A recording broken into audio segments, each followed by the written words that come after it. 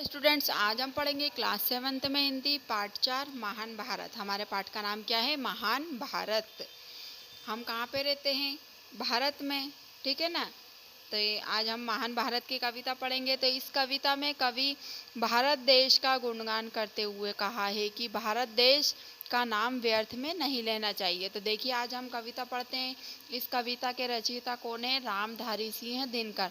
तो रामधारी सिंह दिनकर द्वारा रचित यह कविता वृथा मत लो भारत का नाम। वृथा मीन्स व्यर्थ में, बेमतलब से। तो व्यर्थ में हमें भारत का नाम क्या नहीं लेना चाहिए। मानचित्र में जो मिलता है नहीं देश भारत है। मतलब जो मानचित्र में हम देखते हैं, मानचित्र तो देखा होगा आपने, जो भारत का नक्शा रहता है, तो उसमें जो भारत हमें मिलता है, तो वो सिर्फ मानचित्र में हम देखते हैं कि भारत, वो भारत नहीं है। भारत को क्या है? भारत हमारा इतना प्यारा है, बहुत अच्छा है। और इस भारत देश में जो भी लोग जन्म लेते हैं तो उन्हें भी गर्व होता है कि इस भारत देश में उन लोगों ने जन्म लिया है। भू पर नहीं मनों में बसता है, बस कहीं शेष भारत है। भारत एक स्वप्न, भू को ऊपर ले जाने वाला। भारत का विचार स्वर्ग को भू पर लाने वाला।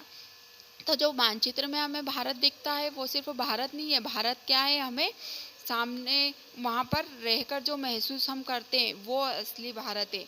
भारत भू पर नहीं, भू मतलब धरती, धरती पे नहीं है भारत। वो क्या है? सभी के मनों में बसा हुआ है, वही हमारा भारत है। भारत एक स्वप्न की तरह है। और क्या स्वप्न है? कि भूमि मतलब भूमि को ऊपर ले जाने वाला। और भारत का विचार क्या है? कि जो स्वर्ग है, स्वर्ग में कितनी अच्छी चीज़ें रहती है, तो वो स्वर्ग को ही क्या करना चाहता है? धरती पर उतार लेना चाहता है। भारत एक भाव जिसको पाकर मनुष्य जगता है। भारत एक जलद जिस पर जल का न दाग लगता है। भारत एक भाव है, ठीक है ना। तो वो कैसा भाव है? कि जहाँ पर मनुष्य क्या करता है? अपनी आंखें खोलता है, मतलब जन्म लेता है, आंखें खोलता है। भारत एक जलद जिस पर जल का ना दाग है। भारत में जो जल है वो जल कैसा है? जल का कोई भी कलर नहीं है। जिस कलर में हम मिलाते थे उस कलर का जल हो जाता है। तो जल में किसी भी कलर का दाग नहीं है। हम नहीं बोल सकते कि जल इस कलर का है। हमने जल को जिस कलर में मिला दिया वो उसी कलर का हो जाता है।